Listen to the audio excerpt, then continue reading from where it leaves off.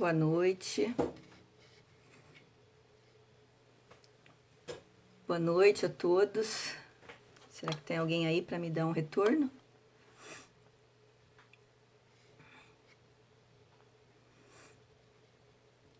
Lauro, está aí ainda?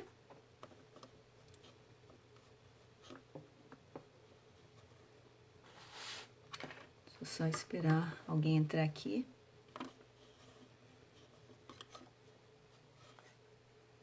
Oi, quem chegou?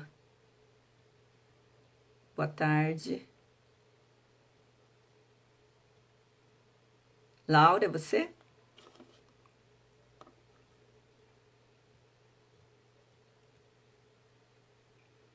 Oi, ai que bom. Agora acho que eu tô normal, né? Eu saí e apanhei um pouquinho para voltar. Boa tarde. Tá conseguindo me ouvir? O som tá bom? Tá chegando direitinho?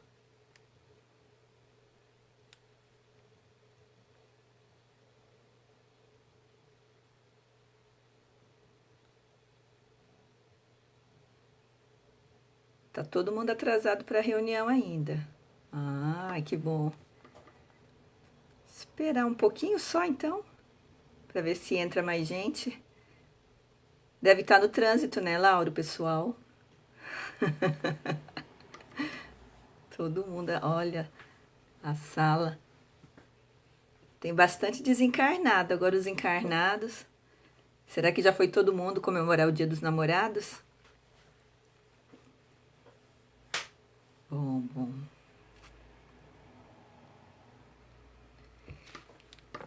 Eu acho que eu entendi agora como é que eu tenho que fazer. Eu abri a reunião com a câmera na vertical. Aí eu peguei e virei.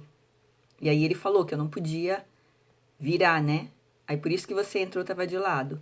Aí o que eu fiz? Eu saí e já virei a câmera antes de colocar para transmitir. Então, durante a apresentação não pode fazer essa mudança. Ah, todo dia aprende um pouquinho, né? E Laura, acho que eu vou falar só para você. Chama a Conso aí também para ouvir. A Consuelo. Para vocês dois.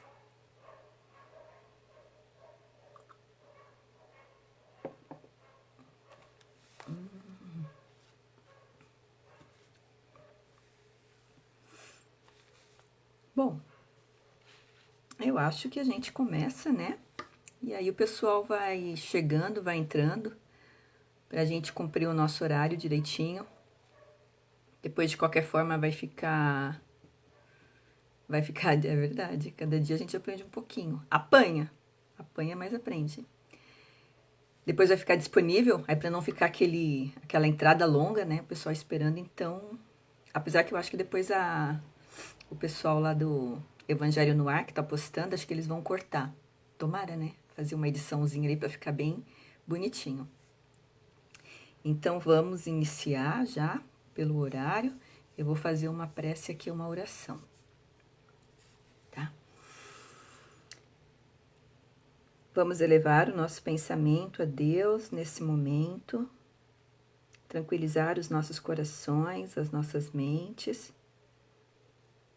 agradecendo a Deus pela dádiva da vida, por mais um dia e por esse momento de aprendizado. Agradecemos ao nosso Mestre Jesus, que nos trouxe o seu Evangelho, para que possamos nos guiar e nos melhorarmos a cada dia.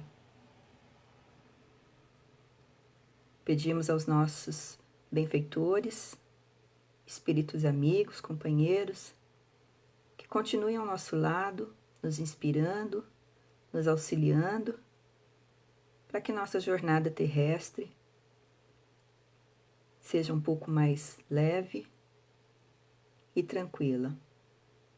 Lembramos também, nesse momento, dos nossos irmãozinhos em aflição, adoentados, que eles possam ser amparados de acordo com o seu merecimento, que seus familiares possam ser fortalecidos e que a união se faça presente entre eles e entre todos nós.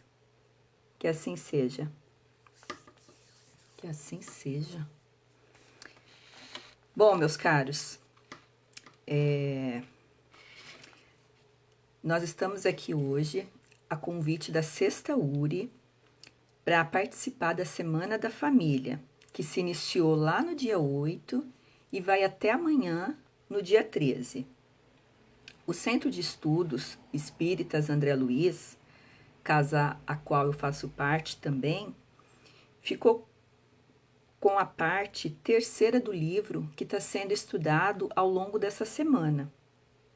Durante as palestras das casas espíritas, foi sugerido um capítulo para cada casa para que fosse apresentado. Então, como eu já disse, nós ficamos com o terceiro capítulo. Esse livro, cujo título é A Educação com Jesus em Busca do Reino de Deus, ele foi um lançamento que ocorreu no 10º Congresso Espírita da Federação lá do Rio Grande do Sul. Então ele traz uma coletânea de diversos autores, entre eles o César Braga Said, que é o autor do artigo que nós vamos trabalhar em seguida.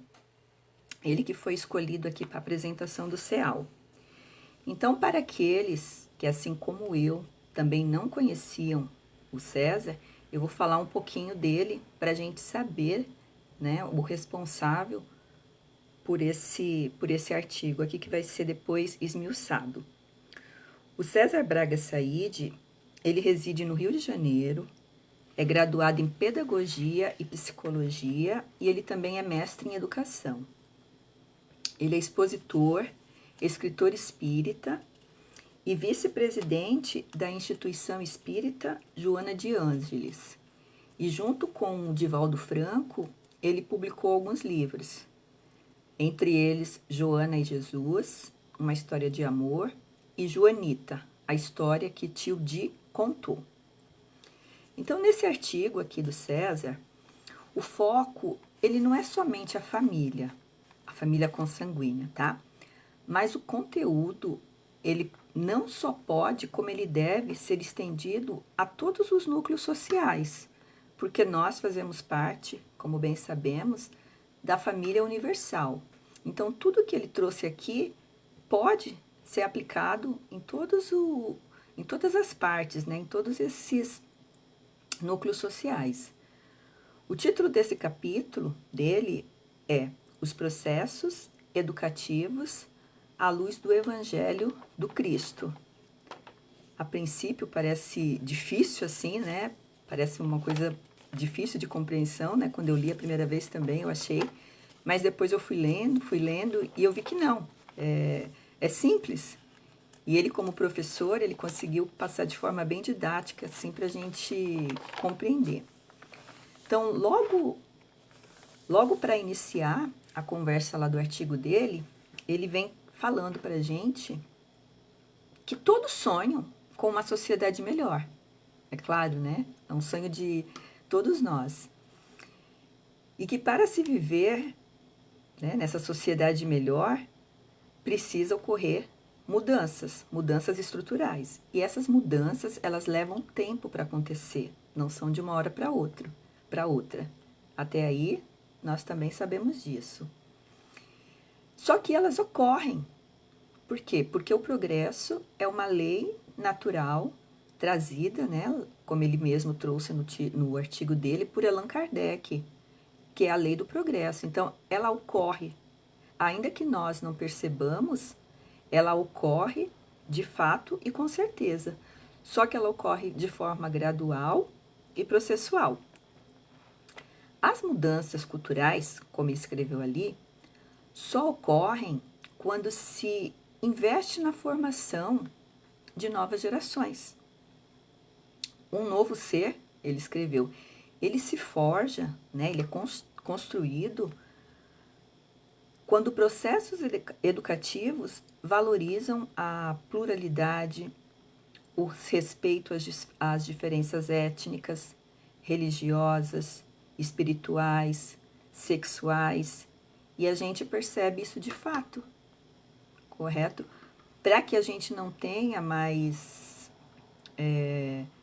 homens machistas, como ainda existem, eu tenho que ensinar para o meu filho que ele precisa ajudar nas tarefas de casa, que ele vai ter que ajudar uma futura companheira dele, diferente de um passado, né, do tempo do meu pai, dos meus primos, onde se dizia, não, menino não precisa fazer nada, isso é serviço de menina. Então, precisa investir nessa pluralidade, no respeito a essas diferenças para a gente formar os novos cidadãos. Se a gente precisa e a gente quer que se respeitem as relações homoafetivas, a gente precisa ensinar que eles precisam ser respeitados. Então, tudo isso é investimento, correto?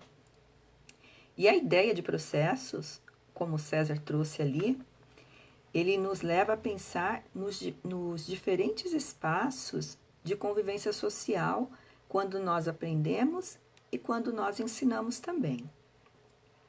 Esses processos, eles se dão aonde? Nos lares, nas escolas, nos trabalhos, nas nossas relações familiares, né? Nas nossas relações profissionais, nas vias públicas, nos espaços de lazer, até quando nós estamos sozinhos, quando nós estamos, né, com nós mesmos, e quando nós estamos sob influências dos desencarnados. Então, todos esses são espaços de aprendizado ou para se ensinar. E ele comenta também que nós podemos nortear as nossas atitudes, né, o nosso pensar, o nosso sentir, o meditar e o agir, tomando como base o Evangelho à luz do Espiritismo. Porque ele comenta assim, se nós somos espíritas convictos, se somos espíritos cristãos, por que não basear as nossas atitudes na filosofia espiritualista, não é mesmo? Agir de acordo com o que a filosofia ensina.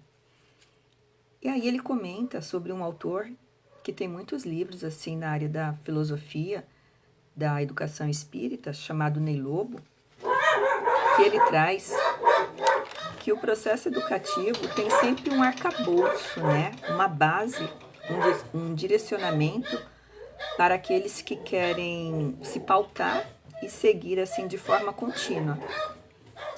E esse capítulo, então, na sequência, ele vai nos apresentar os elementos que compõem o processo educativo, inspirado, é claro, na filosofia, na doutrina espírita. São esses os elementos: o educando, o educador, disciplina, método, avaliação e fim. Como eu falei, né, o César, como um bom professor que ele separou assim tópico para que ficasse bem fácil para a gente compreender. Então ele começa ali com o educando. Ele fala o que para a gente? Que o educando é quem? É qualquer espírito, né, na perspectiva do Evangelho, que esteja reencarnado. Alguém que está matriculado, né, na escola terrena para passar por provas, expiações, cumprir missões e evoluir. Sendo espírita, a gente pode encontrá-lo num curso da casa espírita, né, numa evangelização infantil, pode ser um trabalhador de qualquer setor da casa ou mesmo do movimento espírita. Os desencarnados também são educandos. Eles aprendem lá na erraticidade, ficam sob a tutela dos espíritos superiores. Então, por isso que qualquer espírito que ainda não alcançou o grau de espírito puro é considerado educando. E aí ele lembra, né, que nós temos conhecimento do único espírito que não esteve nessa condição, que foi Jesus, que já transitou entre nós, e a gente sabe que ele era chamado de mestre justamente por isso, porque já tinha alcançado outros patamares, diferentes nós, né? Ele não precisava, não tinha mais nada que aprender. Só que para educar, desenvolver a harmonia, as potencialidades de alguém, como propunha Pestalozzi, que ele também citou no artigo dele, que foi o mestre de Kardec, precisamos conhecer essa arte de formar caracteres, de incutir hábitos, né? Como sugere Allan Kardec. Isso não é uma tarefa fácil, ele mesmo coloca lá, pois precisamos de esforço e dedicação para aplicar em si aquilo que ensina aos outros. A gente bem sabe, correto?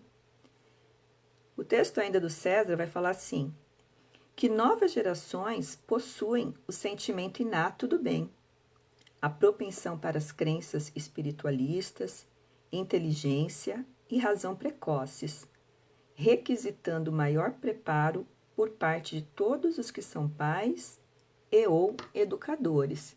E a gente tem a certeza disso quando a gente vê essa geração PlayStation, né? Como eles são avançados.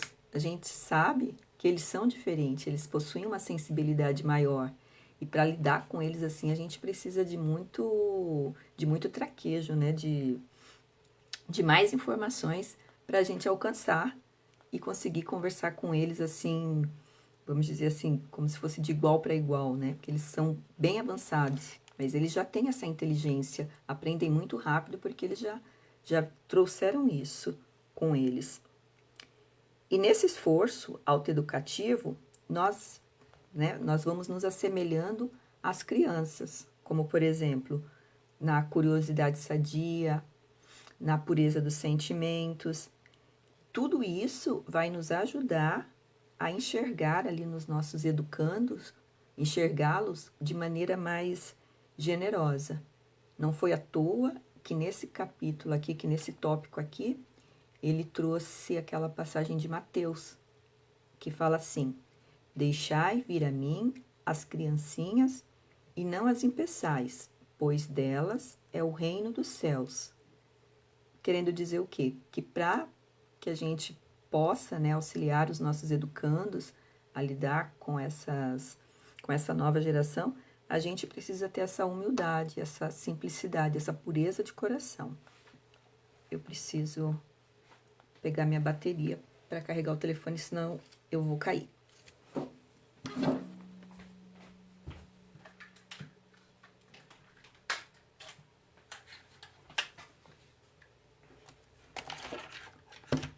Peguei duas. Esqueci de deixar aqui na mão. Tive que buscar, mas tá bom. Então, esse aqui foi o educando.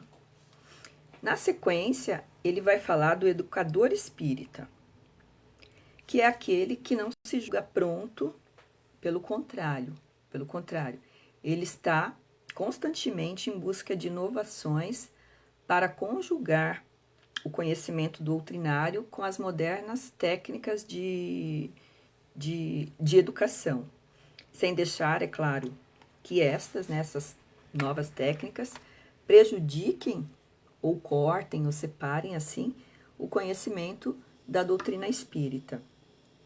Amélia Rodrigues tem uma fala interessante sobre isso também, sobre o educador espírita. Ela comenta assim que todos somos educadores. Quem não educa no sentido positivo, edificando, educa no sentido negativo, danificando. É uma fala da Amélia Rodrigues. Isso lembra muito um professor meu, né? Que ele comentava que de algum modo a gente está sendo exemplo. Nem que a gente sirva para mau exemplo, mas a gente está ensinando, a gente está educando de alguma forma. É lógico, a gente tem que sempre preferir ser bom, apresentar bons exemplos. Mas sempre a gente está sendo exemplo para alguma coisa. Nem que seja para aquilo que não se deve fazer.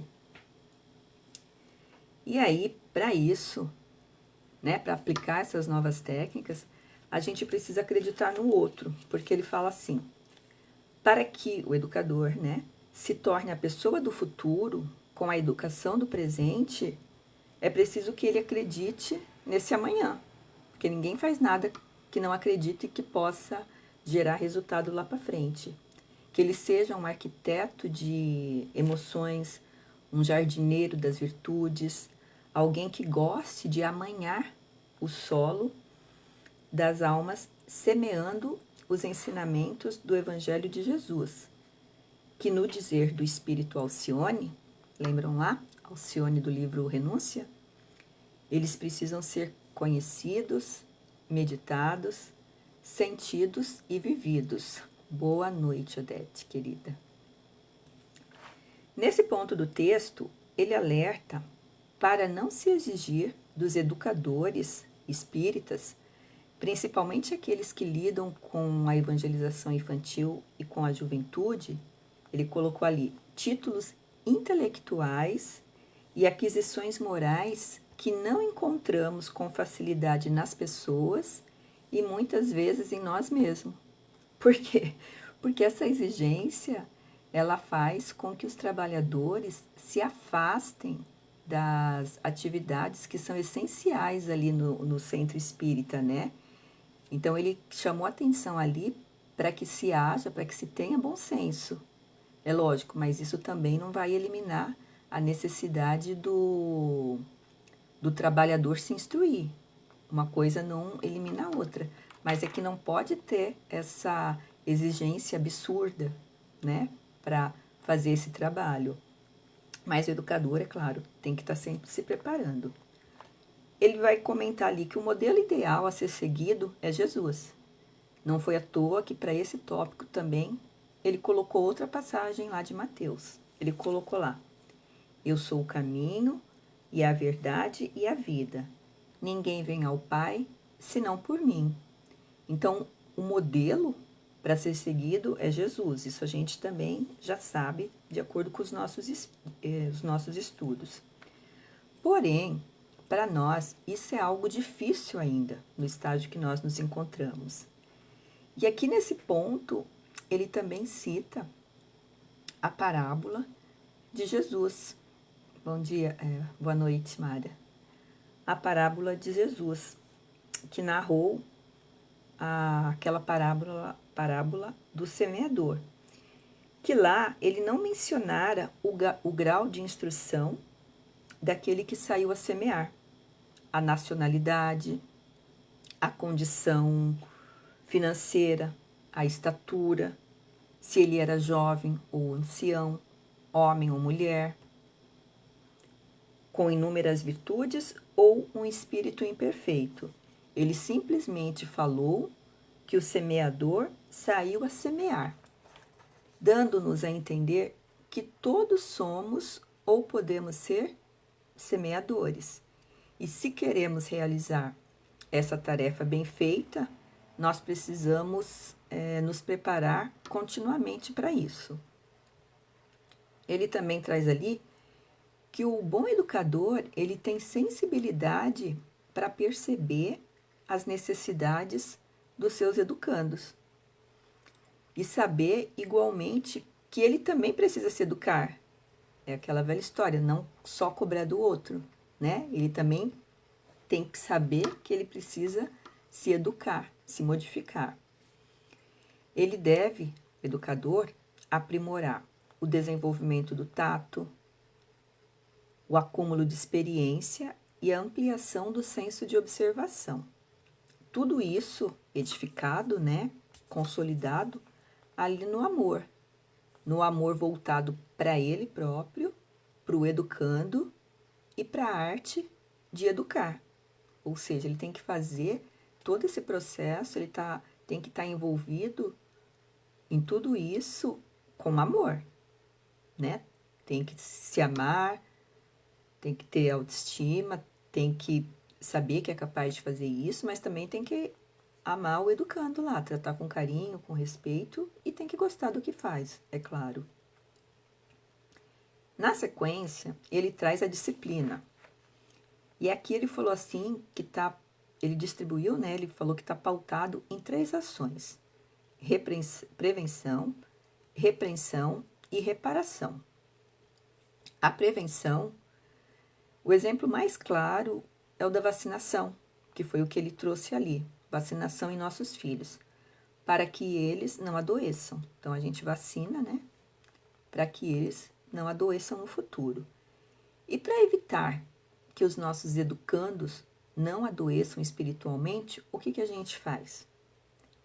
A gente pode fazer o evangelho no lar, a gente pode levá-los às aulas de evangelização, a gente também pode aproveitar situações práticas para ensinar, para que eles possam exercitar a benevolência, a indulgência e o perdão.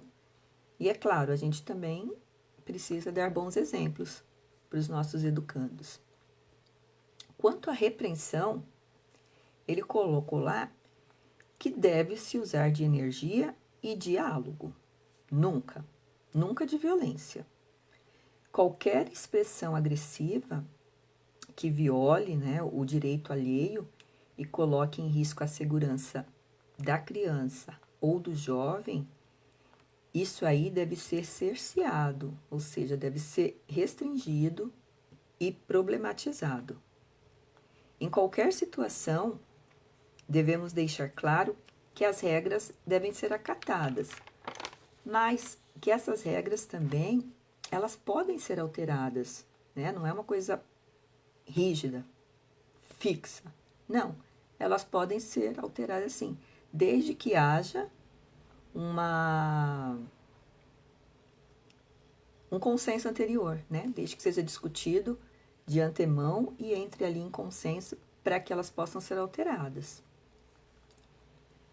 Já a reparação, ele citou o Código da Vida Futura, lá no 27º parágrafo da orientação do Sr. Allan Kardec, que assevera assim, que o único meio de evitar ou atenuar as consequências futuras de uma falta é repará-la, né? Então, isso está lá no que o Allan Kardec nos trouxe. E aí ele coloca de forma bem simples. Por isso que quem rabiscou tem que apagar. Quem jogou o lixo fora do lugar tem que ir lá recolher, colocar no lugar certo. Quem causou prejuízo no outro precisa reparar. Então, assim, desde as pequenas coisas que a gente vai ensinando, né, o nosso educando ali, ou as pessoas ao nosso redor, a fazer essa correção, essa reparação, a gente já vai se acostumando, tomando isso como um hábito, uma coisa natural. E aí ele mesmo traz que a própria natureza divina, ela nos auxilia nesse sentido quando nos proporciona a reencarnação, né? A reencarnação nada mais é do que o momento para nós corrigirmos repararmos as nossas faltas anteriores. Ele traz também que devemos entender a disciplina não somente como conteúdo curricular ou posturas físicas, capacidades de organização, planejamento, etc.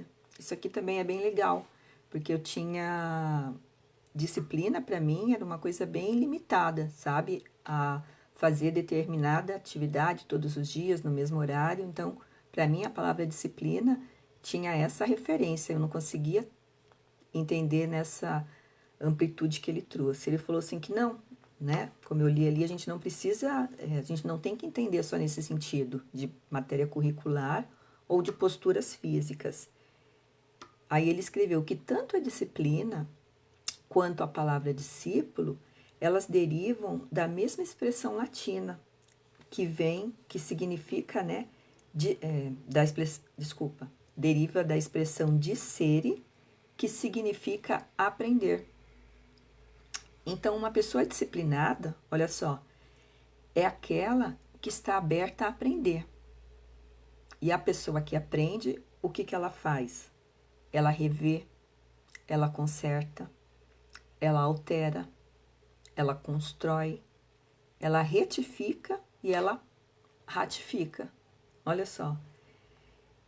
Isso é bem legal, né? Então, a gente pode se considerar disciplinado. Eu fiquei bem feliz, né? Cada vez que a gente está aprendendo e que a gente se conserta, a gente é disciplinado. E eu achava que eu não era. Legal, né? E é essa disciplina que Jesus nos convida a praticar.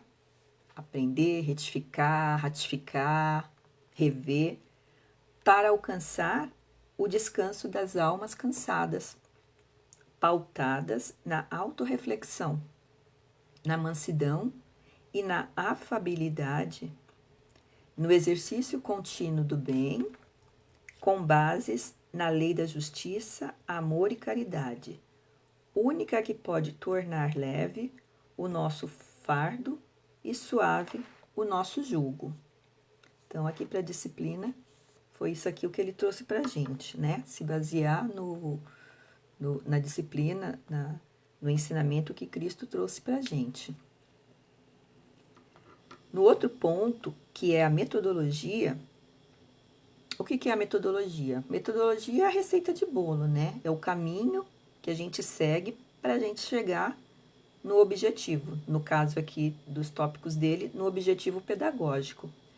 E o que é o objetivo pedagógico? É desenvolver as potências que se encontram adormecidas, tanto na nossa alma, quanto ajudar a despertar aquelas que estão nas almas dos nossos educandos também. É desentranharmos, né, como ele escreveu lá, desentranharmos nossas virtudes para que elas despertem nossas consciências e assim nos mostre como trabalhar a perfectibilidade de que somos portadores. E aqui uma atençãozinha para essa palavra, né, que quando lida rápido, a gente pode achar que é a perfeição. Não, é a perfectibilidade. O que é perfectibilidade? É a qualidade daquilo que pode se aperfeiçoar. Então, ele disse ali que nós temos isso, que a gente precisa trabalhar, a gente precisa despertar para trabalhar essa qualidade de nos aperfeiçoar, que essa é a ideia, cada vez mais nós nos melhorarmos e não chegarmos à perfeição, né? Não é trabalhar a nossa perfeição, até porque a gente sabe que não somos perfeitos e nem seremos. Perfeito é um atributo de Deus, né? Logo, a criatura não pode chegar ao Criador. E Deus é a perfeição absoluta e a gente, né, como espíritos puros que chegaremos, teremos ali a perfeição relativa. E para isso, nos é sugerido, pelo Espírito da Verdade, o quê? Amor e instrução, para a gente desenvolver essa capacidade de nos melhorarmos e ajudar o outro a se melhorar também. Ele vai falar ali que toda codificação também, ela é baseada no amor, a nós mesmos, aos educandos, né, aos outros, à natureza, nos levando a crer que fora do amor não há salvação. É o que a gente vem estudando e conversando bastante, né? Que o amor nos conduz à segurança, progresso verdadeiro e consistente e crescimento de dentro para fora. E que para ajudar nesse processo, nesse crescimento, ele nos sugere, o César ali, a meditação, que de acordo com o espírito Manuel Filomeno de Miranda, que ele citou no artigo dele, é um tanto ignorada em nosso meio. O Manuel fala isso. Do latim meditare, meditação, significa voltar para si, para o real e divina essência que há em nós. É uma prática milenar, transcultural, capaz de nos desacelerar, aumentando nossa atenção, diminuindo tensões e distrações. Tem todos esses benefícios a meditação. E aqui, nesse ponto, ele alerta que conforme os espíritos, não é para passar o tempo todo em contemplação também, né? Mas é para tirar alguns minutos assim do nosso dia para fazer essa pausa mental, para prestar atenção em nós mesmos, né? Nas reações que nós temos diante das dificuldades que aparecem. É para isso que serve a meditação, para a gente parar e pensar como que a gente está agindo, né? E aí, segundo César, ele colocou lá que tem alguns estudos de universidades americanas e europeias que demonstraram que a prática da meditação, além de melhorar a nossa imunidade, que eu também já tenho escutado falar bastante sobre isso, ela também nos aproxima das dores alheias, aumentando a nossa vontade, o nosso desejo de ação. Ou seja, ele faz, né, desperta em nós essa vontade de trabalhar, de ajudar o outro. Por quê? Porque ele desperta a nossa empatia e a nossa compaixão. Olha quanta coisa a meditação traz de bom pra gente, né? Eu sabia da imunidade, não quanto a esse desejo, né, de ajudar o outro. É bem interessante isso. Aí ele cita uma série de autores, entre eles os mais conhecidos por nós, né, como Leon Denis, Emmanuel, Allan Kardec, Joana de Ângeli, entre outros que também citam nas suas obras a prática da meditação. Aí eu até trouxe para vocês um pedacinho lá do livro da Joana de Ângeles, do Homem Integral, que ela escreveu assim, que uma das diferenças entre quem medita e aquele que não o faz é a atitude mental, mediante cada um tem no enfrentamento dos problemas. Então, o primeiro age com paciência, a dificuldade. Já o segundo, ele reage com desesperação. Isso aqui está lá num texto dela chamado Meditação e Ação. Olha que interessante. E é bem isso mesmo, porque se a gente não se prepara para aprender a lidar com as emoções, o que a gente faz? De imediato, nós somos assim, né? No automático, a gente já responde. Depois a gente pensa. Não, é para fazer o contrário, né? A gente tem que pensar para depois responder. Só que como a gente está ainda caminhando a passos lentos, a gente responde e depois vai pensar. E aí o problema já pode ter sido aumentado. Mas essa ideia da meditação é bem interessante. Eu tenho praticado todo dia de manhã, um pouquinho, até para melhorar a respiração. Eu tenho sentido melhora. Recomendo, tá? E aí, o César vai falar também que tudo que pode aumentar nossa capacidade de servir ao outro, né? Sendo útil para o outro, para as pessoas que estão nos cercando e que não conflite com os valores propostos lá no Evangelho, à luz do Espiritismo, é muito bem-vindo. Por quê? Porque ele nos instrumentaliza, né? Nos dando maiores recursos em termos evolutivos. Então, tudo que venha a somar, a acrescentar, ótimo. A gente pode utilizar ali para a nossa evolução, né?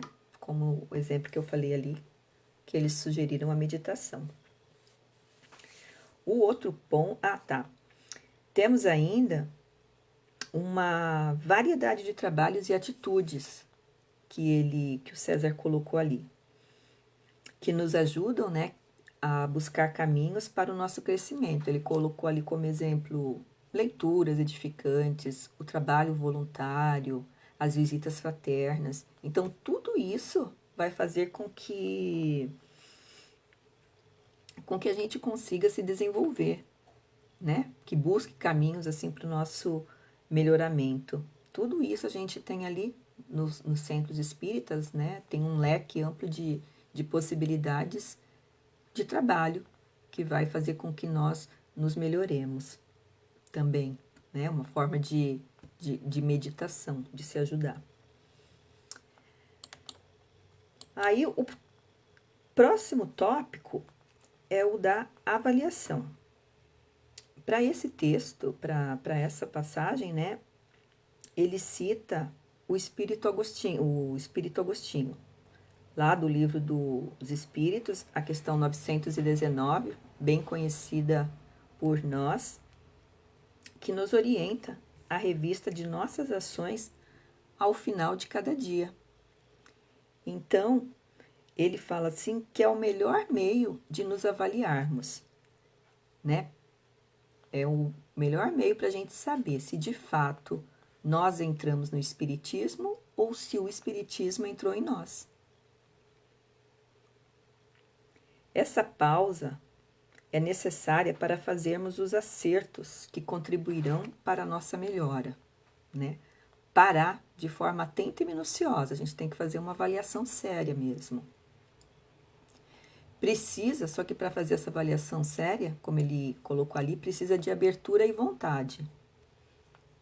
Abertura para ver, para identificar e aceitar que temos características ainda que não nos agradam, né? Que nos entristecem, mas também temos outras que nos fazem sorrir. E aí ele escreveu assim: são luzes e sombra, conhecimento e ignorância, altruísmo e egoísmo. Somos nós, numa viagem interna, desvendando nosso mundo subjetivo. E é bem isso mesmo, né?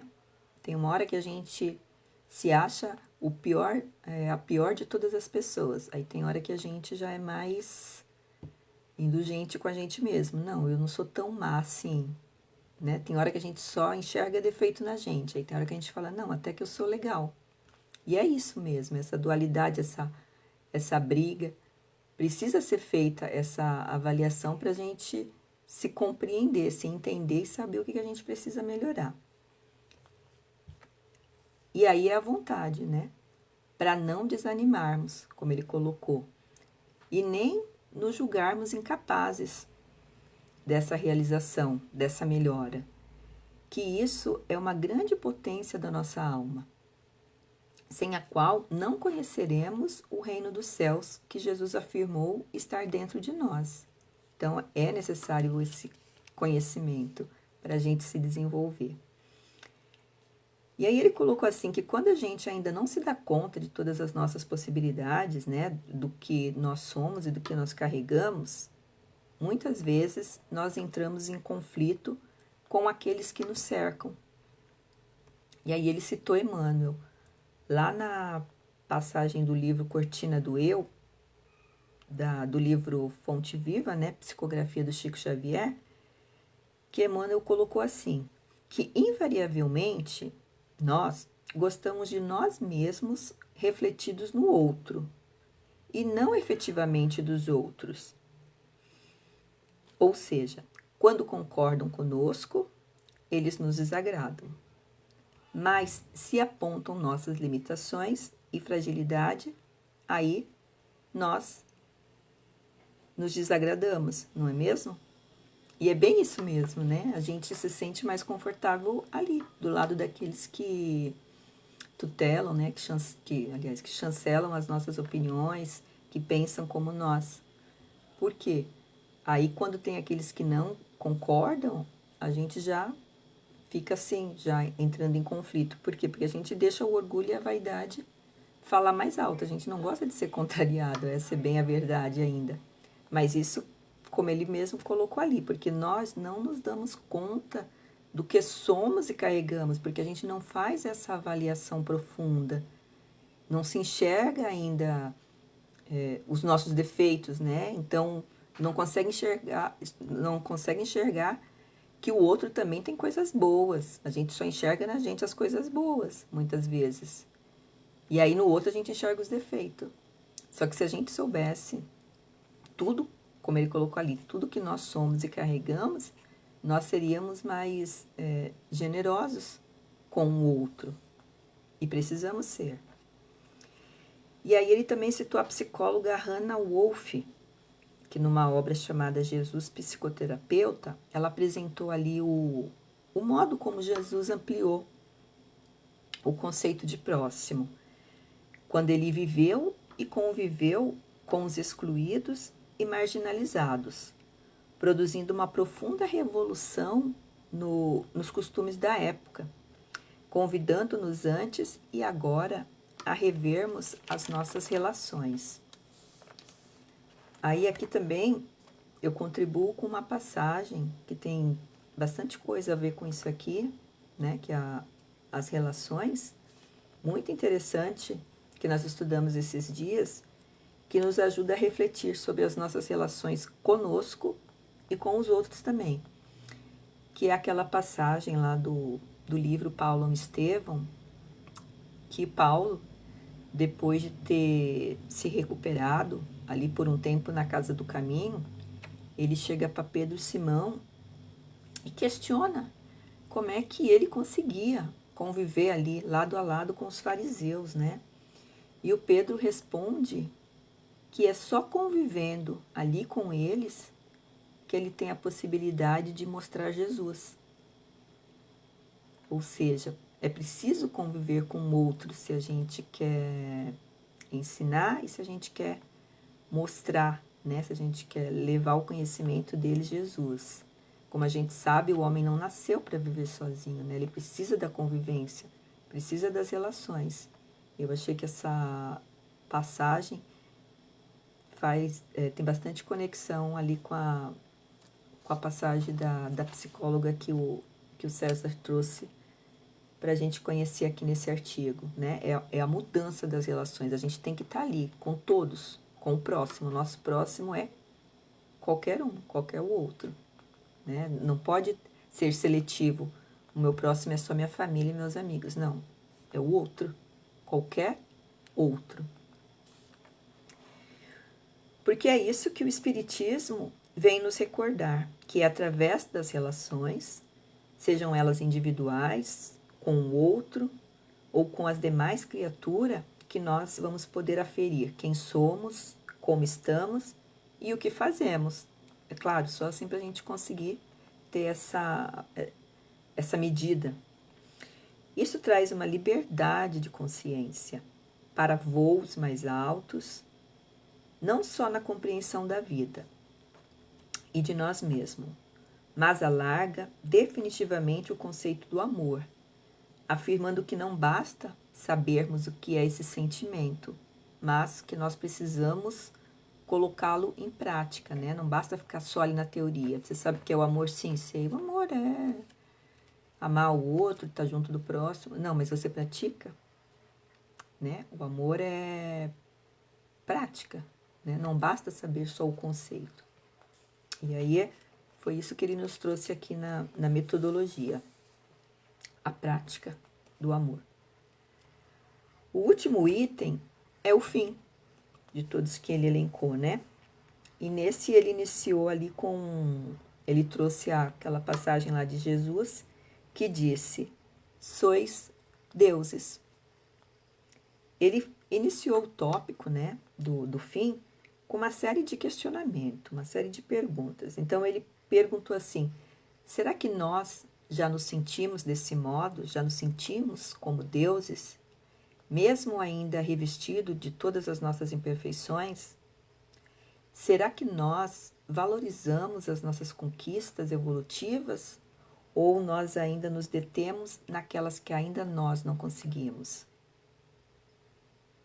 Aí ele perguntou: será que nós, como Paulo afirmou, já aceitamos, né? Como Paulo afirmou, que pela graça de Deus já sou o que sou?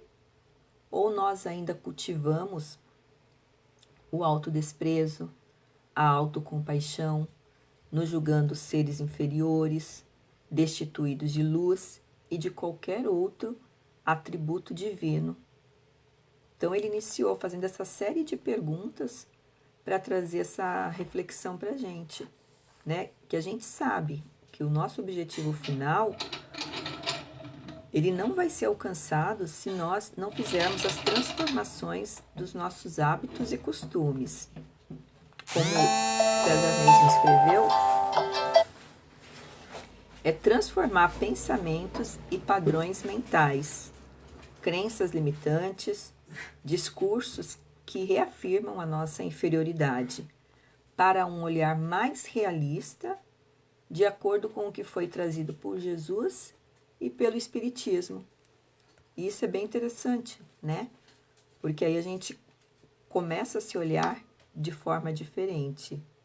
Ninguém aqui é santo, ninguém aqui é anjo, né? Até porque se fosse, a gente sabe que não estaria aqui. Então a gente tem que se enxergar de forma mais realista. Somos pessoas com defeitos, mas estamos buscando nos melhorar. Então, a gente precisa se enxergar dessa forma. O Espiritismo não fala para a gente se transformar num santo do dia para a noite, até porque a gente também não conseguiria, não é isso? De acordo lá com Allan Kardec, o homem ele vai se modificando, né?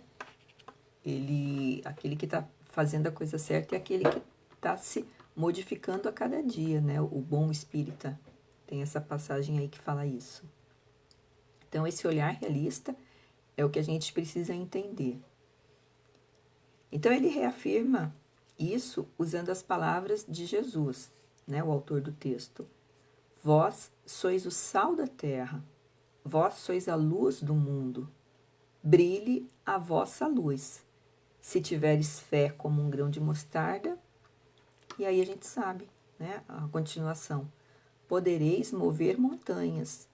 Então, ainda que a gente não se acredite, Jesus nos falou isso, que nós somos o sal da terra. Nós temos essa capacidade, que muitas vezes a gente não acredita.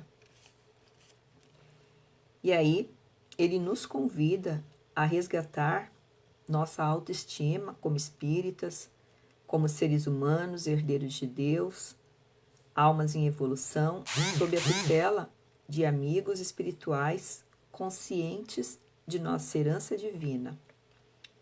Aí ele diz que seremos capazes de amar ao próximo e assim alterar significativamente os processos educativos. É com a educação dos sentimentos que poderemos instaurar os alicerces do mundo regenerado, porque ele coloca ali que foi com o sentimento que Jesus viveu, ensinou, curou, falou, silenciou e nos tocou. E por fim ele termina acrescentando que a nossa liberdade está na nossa vontade de conhecer, né, de socializar as conquistas intelectuais e a vontade de amar, compartilhando esse sentimento divino em nossos lares, nos centros espíritas e na sociedade como um todo.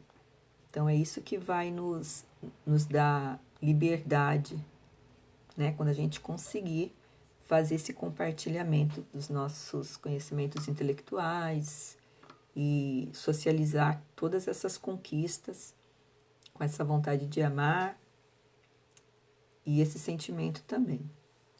Bom, eu sei que ficou um pouquinho extenso o artigo, era um pouquinho longo, né? Mas eu espero que vocês tenham apreciado e procurem conhecer um pouquinho mais desse autor. Eu gostei muito, eu não conhecia, gostei muito de todo o aprendizado que eu tive no estudo desse artigo aqui dele, dos conhecimentos que eu consegui adquirir aqui. Eu sugiro que vocês leiam também, que vocês vão gostar. Como eu falei, está lá no livrinho, né? A educação com Jesus, em busca do reino de Deus. Eu agradeço a Sexta URI também pelo convite, pela possibilidade, pelo aprendizado, e foi muito, muito rico para mim essa experiência, tá? Então, eu vou fazer a nossa prece final para a gente encerrar a nossa reunião e ela não ficar tão extensa. Antes de tudo, eu agradeço a presença de todos, os amigos que tiveram aqui comigo, a paciência que tiveram em me ouvir também, tá? Então, que Jesus, nosso amado Mestre,